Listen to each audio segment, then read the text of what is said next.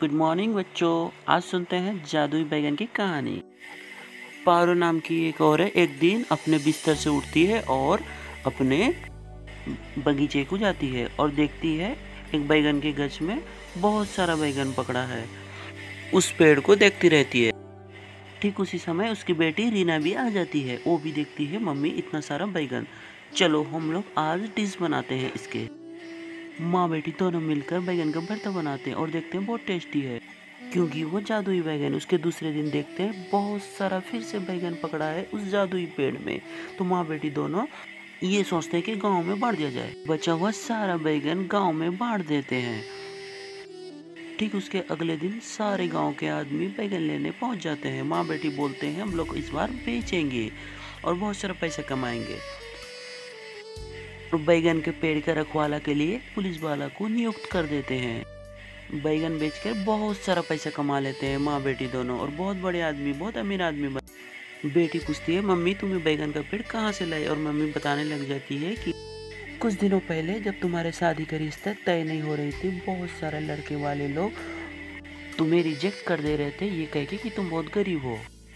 और मैं दुखी होकर रोज मंदिर जाया करती थी पूजा करने के लिए। भगवान से प्रार्थना करती थी कि तुम्हारे रिश्ते जल्द से जल्द तय हो जाए। मंदिर से लौटते वक्त रास्ते में मुझे एक बैगन का पेड़ दिखा था और वही बैगन का पेड़ मैं आंगन में आके लगा दी। ठीक दूसरे दिन एक पेड़ के नीचे मुझे बाबा मिले। वो बोलने लगे बेटी तुम्हें क्या चाहिए, और मैं प्रार्थना करने लगी मेरे बेटी का जल्द से जल्द रिश्ता तय हो जाता तो अच्छा होता। बाबा बोले तुम्हारे दिल में जो भी इच्छा है तुम बैठ के प्रार्थना करो। और मैं सोचने लगी रास्ता में बैगन का पेड़ अगर कोई ले जाएगा, घर जाते वक्त मुझे खाली हाथ लौटना पड़ेगा। काश ये बैगन का पेड़ मैं घर में लगा पाती और बहुत सारा बैगन मैं खा पाती। ठीक उसी समय बाबा बोलने लगे बेटी तुम जो इच्छा कर रही हो तुम्हारा पूरा होगा।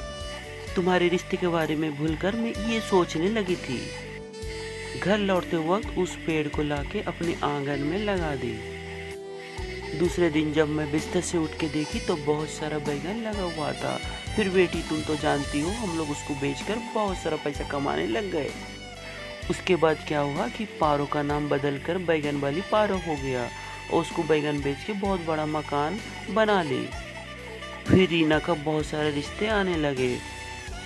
ऐसे करके रीना का शादी का रिश्ता तय हो गया। गांव में खबर फैल गया और रीना की शादी हो गई खूब सुंदर तरीके से। शादी होते ही रीना और उसकी मम्मी बहुत खुश हो गई। दूसरे दिन पारो को लालच आ गया। सुबह उठ के बैगन के पेड़ के नीचे जाके कहने लगी काश मैं इस बैगन के पेड़ के बदले में सोना के बारे में सोचती तो बहुत सारा सोना होता। फिर दूसरे दिन जब सोकर उठ के देखी उस बैगन का पेड़ मुरझा गया था।